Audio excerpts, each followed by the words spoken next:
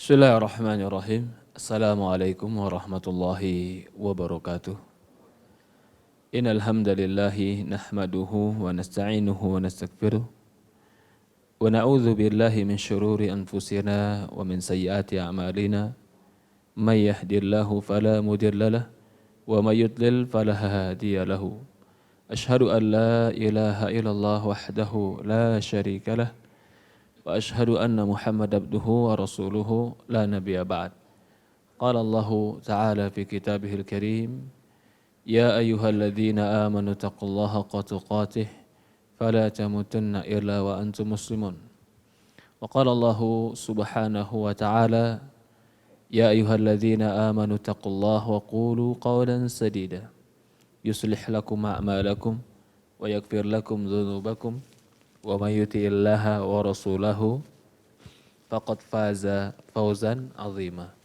Alhamdulillah, segala puja dan puji syukur kita panjatkan hanya kepada Allah Subhanahu wa taala Rabbul alamin. Serta salawat dan salam selalu kita curahkan kepada baginda Nabi kita Muhammadin sallallahu alaihi wa ala alihi wa sahbihi wasallam, kepada keluarganya, kepada para sahabatnya, juga orang-orang yang mengikuti dan mencintainya ila yaumil qiyamah. Para hadirin jamaah, bapak-bapak yang dimuliakan dan dirahmati Allah Subhanahu wa taala, dan ibu-ibu yang dirahmati yang dimuliakan oleh Allah Subhanahu wa taala. Alhamdulillah, Allah Subhanahu wa taala memberikan kita kekuatan, Allah memberikan kita kesempatan salat zuhur berjamaah. Dan Allah Subhanahu wa taala juga memberikan kita kesempatan untuk duduk di masjid Allah. Mudah-mudahan kumpulnya kita di rumah Allah ini menjadi sebuah sebab Allah kumpulkan kita nanti di surganya yaumul qiyamah. Amin amin ya rabbal alamin. Hari ini kita masih membahas tentang kitab buku yang ditulis oleh Imam Ibnu Qayyim rahimahullah taala. Pertemuan yang terakhir yang kita bahas adalah Kitab Allah Mastur wa Kitab Allah Manzur. Kitab Allah yang tertulis dan kitab Allah yang tersirat, yang tersurat dan tersirat. Maksudnya alam ini pun adalah kitab Allah yang dengan itu kita bisa mempelajari tentang Allah Subhanahu wa taala. Kita masih dalam pembahasan mempelajari, memahami, mengenal tentang Allah Subhanahu wa taala. Hari ini kita akan belajar atau kita memahami tentang Allah dengan judul Ma'rifatullahi bil Jamali. Mengenal Allah dengan keindahannya.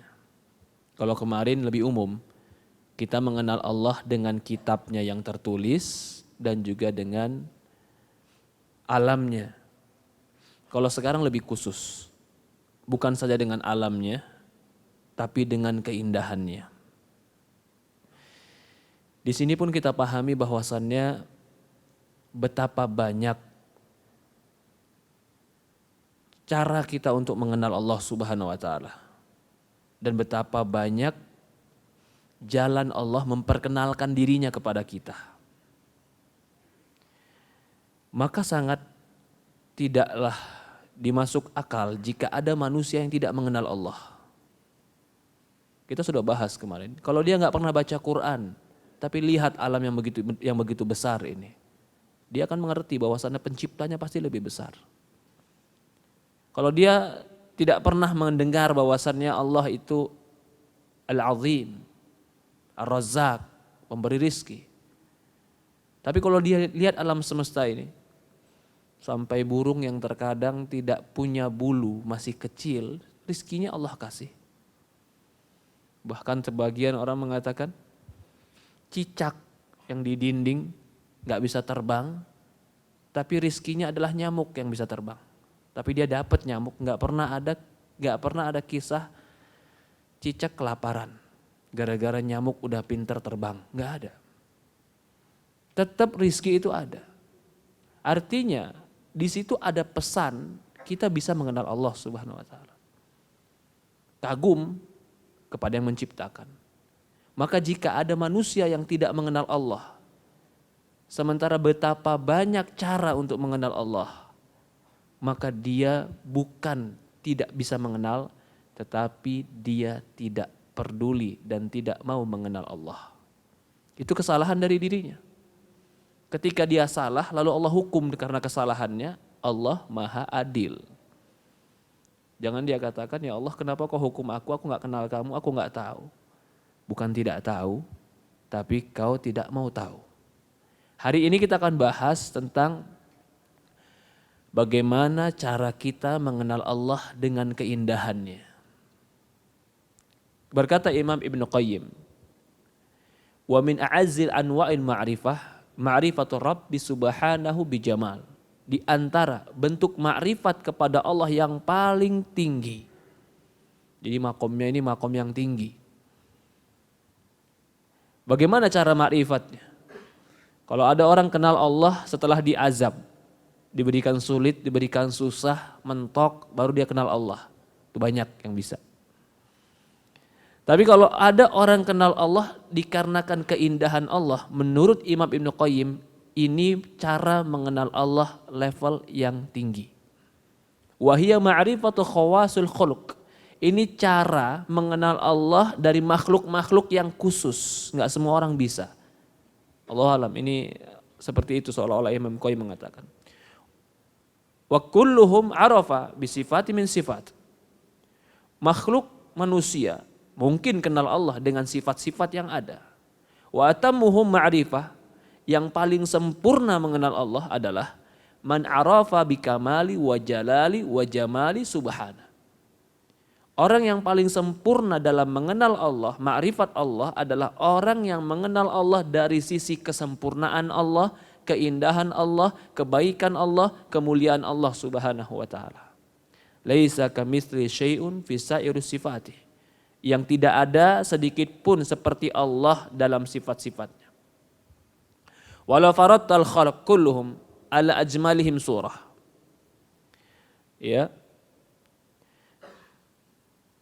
Kata Imam Ibnu Qayyim, kalau seandainya Anda membayangkan semua makhluk Allah mempunyai sifat yang indah, ya, atau mempunyai sifat keindahan yang sama seperti makhluk terindah di dunia. Kemudian Anda membandingkan keindahan lahir dan batin mereka semuanya dengan keindahan Allah. Niscaya keindahan makhluk-makhluk itu tidak ada nilainya sama sekali. Jadi maksudnya bayangkanlah semua makhluk yang terindah. Indah itu ada indah secara mata, ada indah secara rasa. Secara mata indah itu adalah perpaduan warna, alam, itu indah secara mata. Tapi indah secara rasa itu terkadang itu yang dikatakan akhlak, kelembutan, kebaikan, perhatian, kasih sayang, indah. Tapi itu dirasa, bukan dilihat. Allah memberikan keindahan kepada makhluknya, baik dari yang dilihat ataupun yang dirasa. Jika dikumpulkan semua keindahan-keindahan makhluk ini, baik yang zahir, yang nampak dari mata dan batin tadi, dikumpulkan. Lalu disatukan menjadi sebuah keindahan, maka tidak akan pernah ada sebanding dengan keindahan Allah subhanahu wa ta'ala. Kalau dikumpulkan semua keindahan batin semua makhluknya, keindahan akhlak, akhlak Nabi, indah, santun, penuh dengan kemuliaan, menghargai, kelembutan, ada semua pada Nabi. Indah, karena itu pasti akan melahirkan keindahan. Akhlak yang indah, batin yang indah, jiwa yang indah akan melahirkan keindahan bagi makhluknya. Akan terlihat keindahan itu pada gerak-gerik dan wajahnya. Nabi Muhammad SAW orang yang paling indah akhlaknya. Nabi juga orang yang paling indah perbuatannya. Kalau seandainya semua makhluk yang indah ini disatukan, lalu dibandingkan dengan keindahan Allah, maka tidak ada sama sekali bandingan antara keindahan Allah subhanahu wa ta'ala dengan yang ada ini. Lakana aqal min nisbati sirajid da'if ila qurasul syams. Tentu akan lebih rendah daripada bandingan cahaya setetes, setitik dibanding bundaran matahari. Gak bisa dibandingkan. Apapun keindahan yang pernah kita lihat, itu hanya keindahan yang sangat sedikit dibanding keindahan Allah.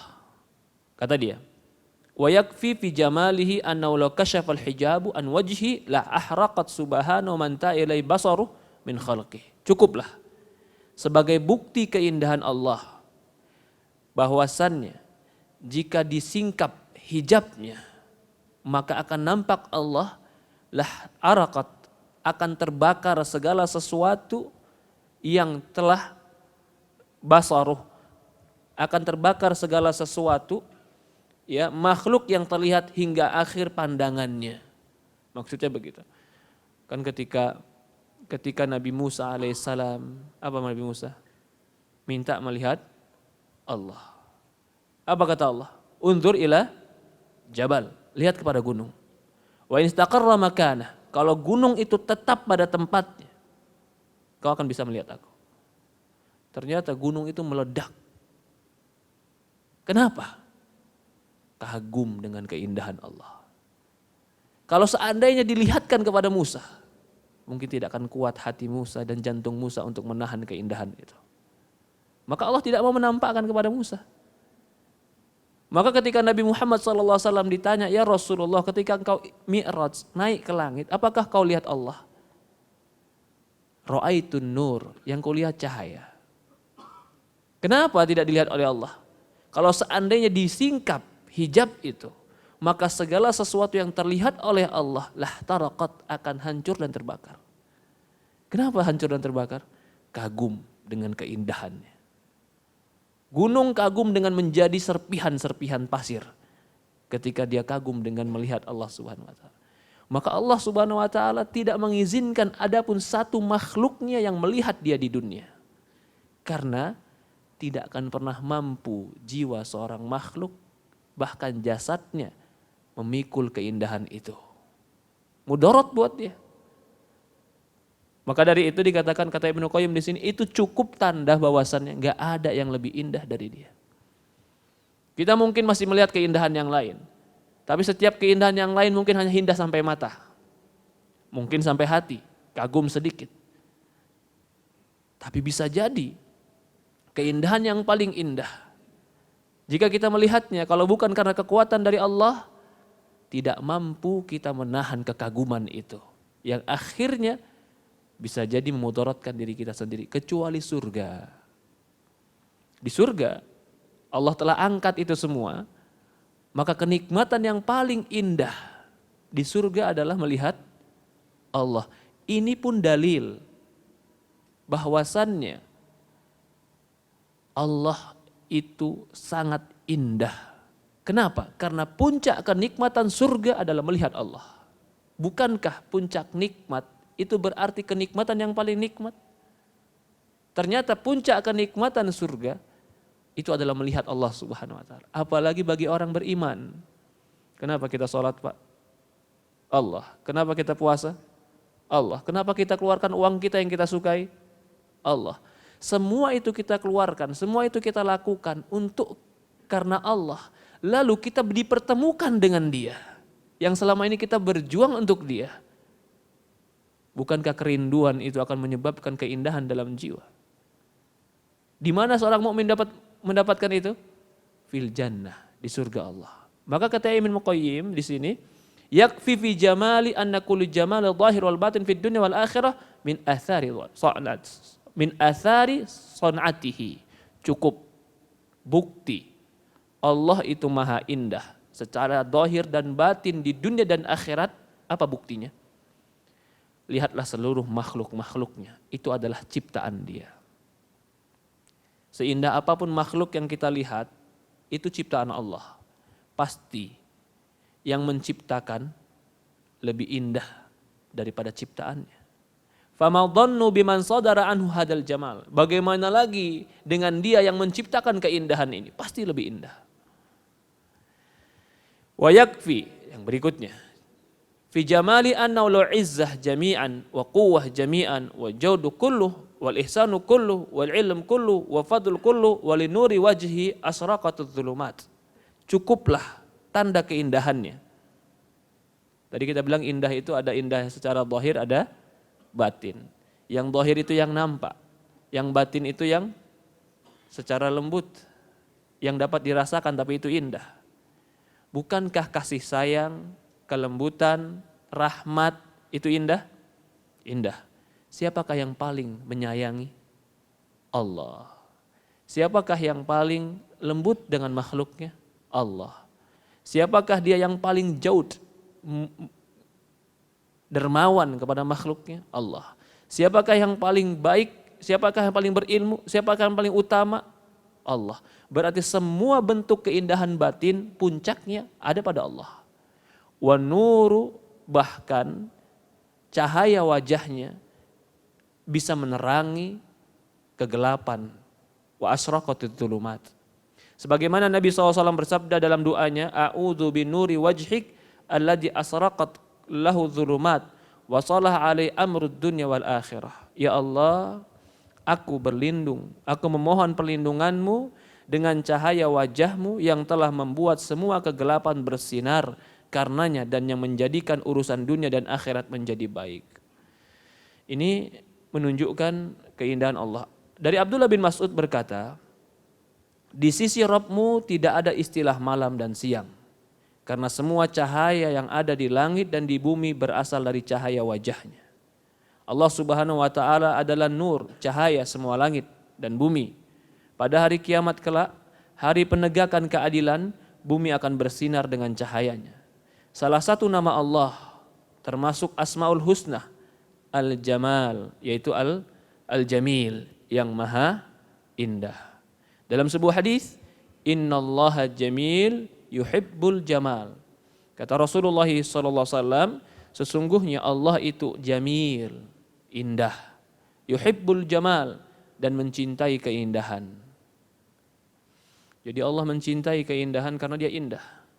Keindahan dalam berpenampilan, keindahan dalam berakhlak, keindahan dalam bertutur kata, keindahan dalam segala keadaan Allah sukai. Maka di sini pun kita katakan, kalau kau berbuat sesuatu yang indah dan melahirkan sesuatu yang indah, itu kecintaan Allah. Dalam bahasa lain, disunnahkan. Sunnah melakukan sesuatu yang indah, karena Allah mencintai keindahan. Keindahan dalam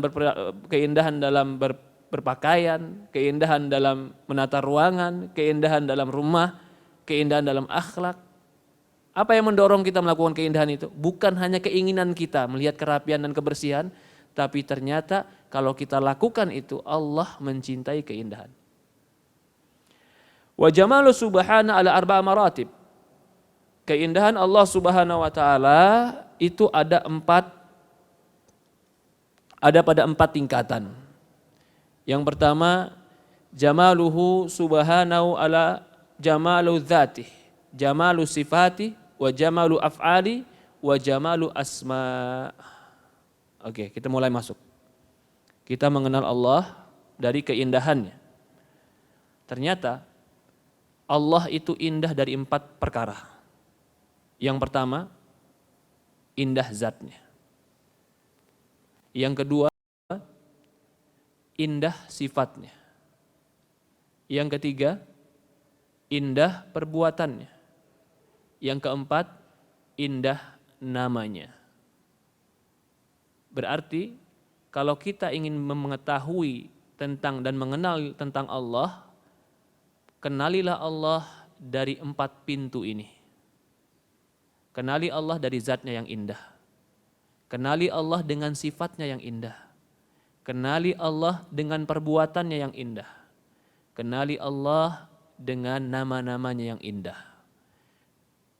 Kalau kita bisa memahami, mendalami tentang keindahan ini dari 4 pintu ini, maka kita akan mengenal Allah dari keindahannya, keagungannya, kemuliaannya. Fa asma'u kullu husna. Semua nama Allah itu baik dan indah. Wa sifatu kullu sifatul kamal. Semua sifat Allah itu sifat yang sempurna. Wa jamalu sifat. Wa af'aluhu kullu hikmatun. Semua perbuatannya penuh dengan hikmah yang baik. Wa maslahatun wa adlun wa rahmatun. Semua perbuatannya mengandung hikmah, maslahat, keadilan dan kasih sayang. Fa amma jamalu dzati, ma huwa alaih. Amrun la yudrikus siwa wa la ya'lamu ghairu. Oke. Tadi kita bilang apa? Mengenal Allah dari keindahannya bisa dari 4 pintu. Dari namanya, dari sifatnya, dari perbuatannya, dari zatnya. Kalau yang 3 ini, dari namanya, dari sifatnya, dari perbuatannya, kita bisa mendalaminya dan memahaminya sesuai dengan kadar pemahaman kita. Semakin kita menyadari, menghayati, mendalami, semakin kita sadar keindahan itu. Tetapi kalau mengenal Allah dari keindahan zatnya, nggak ada yang bisa kecuali Allah.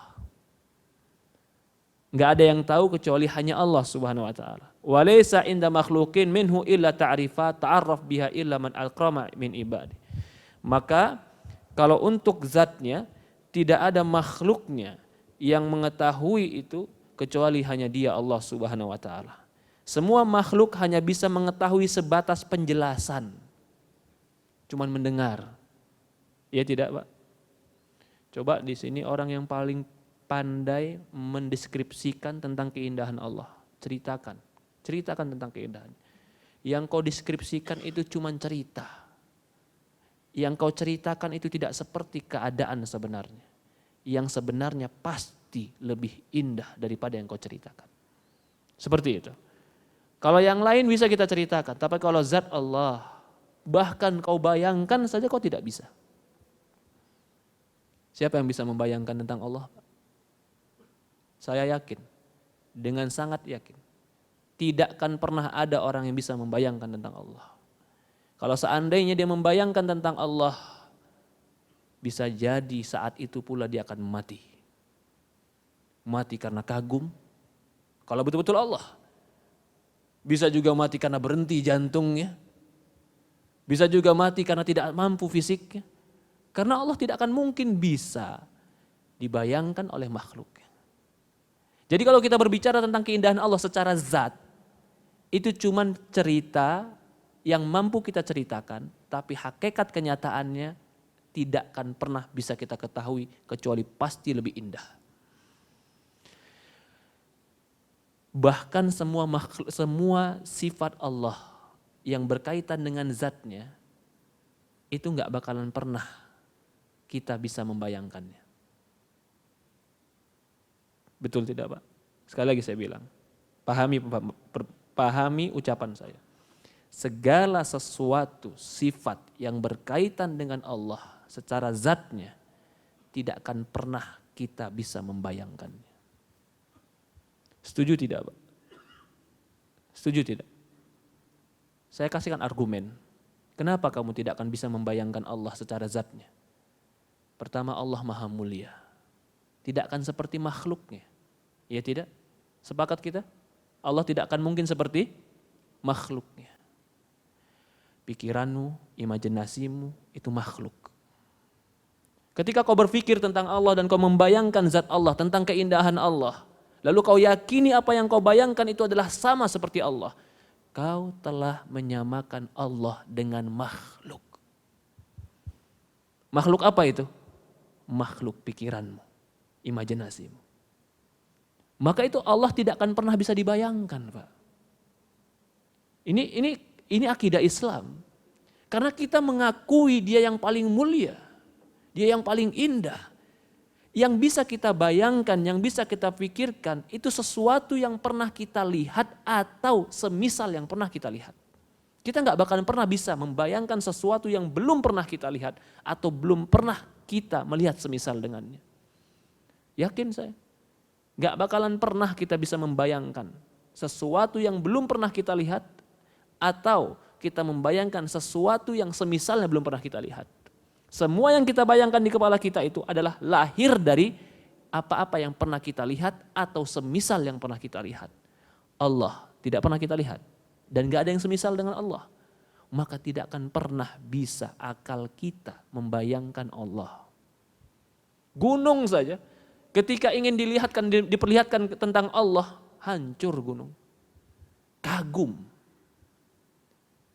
Karena keindahannya, karena keagungannya. Apakah mungkin akal kita membayangkannya lalu hati kita tidak tergetar? Hati kita tidak mengagumkannya? Tidak mungkin. Kalau kita membayangkannya, lalu tidak ada pengagungan dalam hati kita dan tidak menjadikan hati kita bergetar kepadanya, yakin pasti itu bukan Allah. Pasti itu bukan Allah. Maaf, mungkin perumpamaan ini salah, semoga Allah perbaiki. Tapi Allah lebih mulia dari makhluknya. Allah tidak mungkin seperti makhluknya. Maaf Pak, kadang-kadang kita bertemu makhluk saja, manusia saja. Manusia nih kita ketemu. Tapi manusia yang kita lihat ini kita kagumi. Yang kita lihat hampir sempurna dia. Kira-kira bagaimana perasaan hati kita Pak? Mungkin ketika itu seperti detak jantung berhenti sebentar. Wah, kaget. Makhluk. Ketika makhluk saja kau sudah berhenti detak jantungmu sedikit. Atau berubah detak jantungmu sedikit. Bagaimana kau mau bertemu dengan Allah lalu kau katakan gak apa-apa. Gak mungkin. Gak mungkin. Maka tidak akan mungkin manusia bisa berbayang memikirkan zat Allah. Gak mungkin. Dari inilah, ini kita sepakat ini, berarti kita gak bisa membayangkan zat Allah Pak? Tidak bisa? Kalau Allah mengabarkan tentang dirinya secara zat. Allah kabarkan tentang dia secara zat. Bagaimana sikap kita? Apa kita bilang, gak mungkin lah, masa begitu. Padahal yang mengabarkan Allah. Contoh, tadi kalimat-kalimat di sini kita bawakan beberapa kalimat. Kalau seandainya dibuka dan disingkap hijab, maka wajah Allah akan menerangi kegelapan. Wa yabqa wajhu rabbika dzul jalali wal ikram. Akan kekal wajah Rabbmu. Wajah itu zat atau bukan? Zat. Siapa yang mengabarkan Allah punya wajah? Allah. Terpikirkan oleh kita? Terbayangkan oleh kita? Gak mungkin. Lalu ada orang bilang, gak mungkin Allah punya wajah. Karena gimana kalau dia punya wajah kan berarti begini. Kembali kepada poin pertama tadi. Mungkinkah zatnya Allah kau masukkan ke dalam imajinasi akal? Kalau jawabannya mungkin, kau akan membayangkan, kau akan menganalogikan, kau akan menjadikan imajinasi. Maka kau telah menyamakan Allah dengan akalmu. Akalmu makhluk, Allah gak mungkin seperti makhluk. Kalau kita katakan enggak, Allah yang mengabarkan dia punya sifat itu, punya zat itu, aku gak bisa membayangkan tentang itu karena dia maha mulia, maha agung, maha indah. Keindahan sesuai dengan kemuliaannya, aku cuman katakan sami'na wa ata'na. Aku dengar dan aku taat apa yang dikabarkan oleh Allah Subhanahu wa taala. Kenapa kau tidak berpikir? Karena aku tidak akan mampu berpikir tentang dia. Aku hanya bisa berpikir tentang makhluk. Tentang penciptaku, aku gak bisa berpikir tentang dia. Karena aku tidak pernah melihat dia. Yang bisa kita pikirkan, yang bisa kita bayangkan, yang bisa kita analisis adalah yang ada di depan kita dan pernah kita lihat. Tapi yang gak pernah kita lihat. Lalu kita mengatakan, saya bisa. Yakin kamu bisa? Saya yakin saya bisa. Oke. Saya berapa kali mencontohkan di sini. Saya membawakan sebuah contoh dengan sebuah imajinasi yang sama-sama pernah kita lihat, mobil. Semua kita pernah lihat mobil di sini. Saya akan bercerita sekarang tentang mobil. Mobil berwarna merah, berpintu 2, beroda 4, dengan kecepatan tinggi dan tidak terlalu banyak menggunakan bahan bakar. Bayangkan sekarang mobil ini di kepala Anda. Sudah terbayangkan di kepala Anda? Pernah lihat mobil? Yakinkah apa yang Anda bayangkan seperti yang ingin saya ceritakan? Padahal Anda pernah lihat mobil. Tapi Anda gak bisa memastikan bahwasan yang Anda imajinasikan itu seperti apa yang saya inginkan. Itu makhluk. Lah bagaimana kita berbicara tentang Allah? Lalu yakin yang saya pikirkan itu sama Ustaz. Karena gak mungkin begini dan kamu telah mentuhankan akalmu lah ketika itu. Sadar dan gak sadar, itu yang terjadi bagi mereka yang kurang memuliakan Allah. Dari sisi apa mereka kurang memuliakan Allah? Karena mereka telah membayangkan Allah. Membayangkan Allah berarti engkau tidak memuliakan Allah. Kenapa? Karena yang kau bayangkan pasti penuh dengan kekurangan. Setuju atau sama? Wala ya'lamu ghairuh, tidak ada yang tahu selain dia. Laisa an indal makhluqin minhu illa ta'rifat. Makhluk itu cuman hanya bisa mendefinisikan, menceritakan. Fa inna dzalika jamal masunun anil aghyar, mahjubun bisatri da'i wal izar. Dikatakan, adapun keindahan zat Allah serta segala yang berhubungan dengan zatnya, hal tersebut tidak bisa dijangkau dan diketahui oleh selainnya, oleh selain Allah. Semua makhluk hanya bisa mengetahui sebatas penjelasan yang dia anugerahkan kepada sebagian hambanya. Sebab keindahan zat Allah itu tidak dapat dilihat oleh selain Allah. Tertutup oleh pakaian kemuliaan dan kain keagungannya. Sebagaimana sabda Rasulullah SAW, al-kibriya'u ridai wal 'azamatu izari. Allah berfirman dalam hadits qudsi, kebesaran adalah pakaianku, pakaian atasku, dan keagungan adalah pakaian bawahku. Maksudnya kibriya, keagungan, atau kibriya, kebesaran, al-'azamah, keagungan, itu pakaian-pakaian. Artinya Allah diliputi dengan itu semua. Kita tidak akan mampu membayangkan keindahannya, jangankan keindahannya, ketika betul-betul tersingkap saja yang terlihat adalah keagungannya dulu, kebesarannya dulu. Belum lagi kita melihat keindahannya.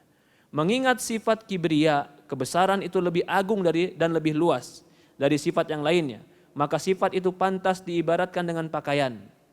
Sifat kibriya itu sifat kebesaran. Karena kalau kita melihat Allah, pasti yang pertama kali terbetik adalah besarnya. Maka dia kibriya. Dan paling besar di antara, dan sangat akbar, lebih besar dari segalanya. Diibaratkan dengan pakaian, Allah itu maha besar lagi maha luhur, dan dia yang maha tinggi lagi maha agung. Ibnu Abbas pernah mengungkapkan, zat Allah ditutupi oleh sifat-sifatnya. Paham ini? Zat Allah ditutupi oleh sifat-sifatnya. Jadi kita nggak bisa melihat zatnya kecuali kita melihat sifatnya dulu, Pak. Antara zat dan sifat ada perbedaan. Tapi zat dan sifat itu sama-sama milik Allah, maka dia pun Allah. Kita tidak akan bisa melihat zat secara hakikat kecuali yang terlihat dahulu adalah sifatnya.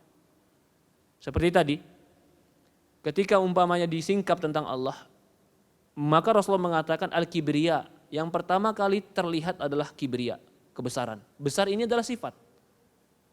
Wal-'azamah, keagungan. Agungan ini adalah sifat sebelum kita melihat zatnya. Ibnu Abbas pernah mengatakan, zat Allah ditutupi oleh sifat-sifatnya dan sifat-sifatnya ditutupi oleh perbuatannya. Lantas, bagaimana menurut Anda keindahan yang ada di balik tabir sifat-sifat kesempurnaan serta yang ada di balik tabir sifat keagungan dan kemuliaan itu? Dari sinilah kita dapat memahami sebagian dari makna keindahan zatnya. Jadi, sifatnya saja sudah indah. Sebelum kita melihat zatnya, pasti kita melihat sifatnya. Sebelum kita mengetahui sifatnya, kita mengetahui perbuatannya. Berarti sebelum mengetahui zatnya, kita harus mengetahui perbuatannya. Dari mengetahui perbuatannya, kita mengetahui sifatnya. Dari kita mengetahui sifatnya, barulah kita tahu zatnya. Gak mungkin kita bisa mengetahui tiba-tiba zatnya tanpa kita mengetahui sifat. Dan tidak mungkin kita mengetahui sifat kecuali kita mengetahui perbuatannya. Kita tahu sifat karena ada perbuatan. Kita tahu zat karena ada sifat. Maksudnya gimana? Kita bawa kepada makhluk. Allah maha mulia, maha agung, tidak mungkin disamakan dengan makhluk. Oke? Semut, ketika Bapak pertama kali melihat semut, apa yang Bapak ambil di situ? Kecil. Kecil itu zat atau sifat dia? Sifat dia dulu. Kecil. Tapi kita belum mengetahui zatnya gimana sih? Tangannya berapa sih? Matanya berapa sih? Tapi yang pertama kali kita lihat dia, apa yang kita katakan? Kecil. Sifat. Dan sifat, ada sifat perbuatan. Semut, sifat yang paling menonjol dari dia apa sih Pak? Kompak umpamanya. Kompak itu perbuatan tidak? Kapan kita bisa melabelkan dia memiliki sifat kompak? Kecuali pasti setelah kita mengetahui perbuatan. Iya tidak? Berarti perbuatan itu harus kita kenal dulu sehingga kita bisa mengerti sifat. Dan kita tidak mengerti tentang zat kecuali sifat dulu yang kita pahami. Kalau berbicara tentang Allah, Jangan kau berbicara tentang zat dulu. Berbicara tentang perbuatannya, kau akan mengenal sifatnya. Berbicara tentang sifatnya, kau akan mengagumi dia.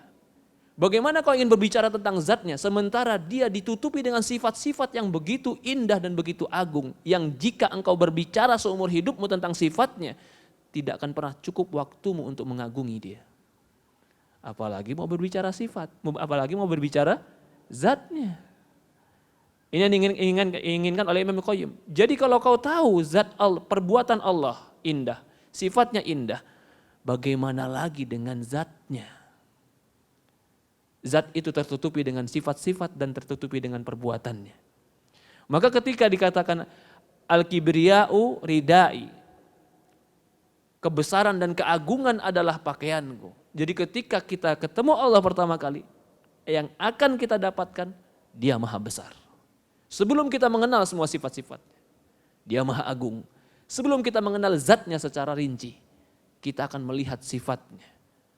Ini yang diinginkan oleh Imam Ibnu Qayyim. Maka kata Ibnu Qayyim, lantas bagaimana menurut Anda keindahan yang ada di balik tabir sifat-sifat yang sempurna tadi? Serta yang ada di balik tabir sifat keagungan dan kemuliaan itu. Sifatnya saja sudah indah, keagungannya sudah indah. Dari sinilah kita dapat memahami sebagian makna keindahan zatnya. Jadi Imam Ibnu Qayyim tidak menggambarkan bagaimana indah zatnya. Dia cuma mengajak kita berpikir tentang indah perbuatan dan sifatnya, yang itu adalah bungkusan daripada indah zatnya. Maka pasti zatnya yang maha indah. Maka kenali Allah dari keindahan sifat-sifat Allah kepada kita. Kalau kita mengenali Allah dengan sifat-sifat yang maha indah, maka kita akan mengagumi dia. Sifat kagum itu akan mengantarkan kepada merendahkan diri kita dan memuliakan dia. Merendahkan diri kita dan memuliakan dia, itulah penghambaan. Kapan kita memuliakan dia dan merendahkan diri kita? Karena kita kagum sama dia. Kapan kita kagum sama dia? Karena kita mengenal keindahan-keindahannya dan kebaikan-kebaikannya. Semakin mengenal, semakin dalam, semakin menghayati, semakin memahami keindahannya, semakin kagum dengan dia. Semakin mencintainya, semakin merasa diri rendah di hadapannya. Ini yang dikatakan Imam Ibnu Qayyim. Kemudian Imam Ibnu Qayyim membahas jenjang ma'rifatullah. Mengenal Allah, ma'rifatu seorang hamba dapat meningkat dari ma'rifatul af'al ke ma'rifatus sifat. Perhatikan ini Pak, sedikit saja. 5 menit mungkin. Kan kita sedang berbicara mengenal Allah. Gimana sih mengenal Allah Ustaz? Oke. Imam Ibnu Qayyim mengatakan, mengenalnya seorang hamba dapat meningkat dari mengenal Allah melalui perbuatannya kepada mengenal Allah dengan sifatnya. Dari mengenal Allah dengan sifatnya, barulah mengenal Allah dengan zatnya. Dipahami Pak? Jadi maka Imam Ibnu Qayyim tadi mengatakan, mengenal Allah dengan keindahannya, ini mengenal Allah dengan cara yang khusus. Tapi kau tidak akan bisa mengenal keindahan Allah kecuali kau mengenal indahnya perbuatan Allah. Kalau kau sudah mengetahui indahnya perbuatan Allah, kau akan mengetahui indahnya sifat Allah. Kalau kau mengetahui indahnya sifat Allah, makrifat dengan sifat-sifat Allah yang indah, maka engkau akan meyakini zat pemilik sifat itu pasti paling dan sangat indah. Jadi mengenal Allah pertama dengan perbuatannya. Bagaimana contohnya Ustaz? Perbuatannya, contoh Allah menciptakan alam. Perbuatan kan itu. Ada alam yang begitu kita lihat, ada air terjun, ada hijau. Perbuatannya siapa yang menciptakan? Siapa yang membuat? Allah. Dari itu kita bisa mengambil kesimpulan, berarti yang membuat ini pasti maha indah, sifatnya indah. Karena dia membuat sesuatu yang indah. Dia pun pasti memiliki ilmu tentang keindahan. Berarti dari perbuatannya kita sudah mengenal sifatnya. Kenali sifat-sifatnya dari satu sisi tadi. Bisa jadi dari sisi yang banyak. Kenali sifat-sifat yang indah tadi. Belum lagi dari sisi sifat keindahan secara kelembutan batin. Allah maha penyayang, Allah maha pengampun, Allah maha lembut. Ini kan sifat-sifat batin. Sifat-sifat yang dirasakan, bukan dilihat. Maka itu akan melahirkan juga pengagungan kepada zat Allah Subhanahu wa taala. Allah alam, ini yang bisa kita bahas hari ini. Mudah-mudahan apa yang kita bahas ini dipahami dari perkataan Imam Ibnu Qayyim, bagaimana ilmu ma'rifatullah, bagaimana ilmu mengenal Allah Subhanahu wa taala. Mungkin ada pertanyaan, dipersilahkan.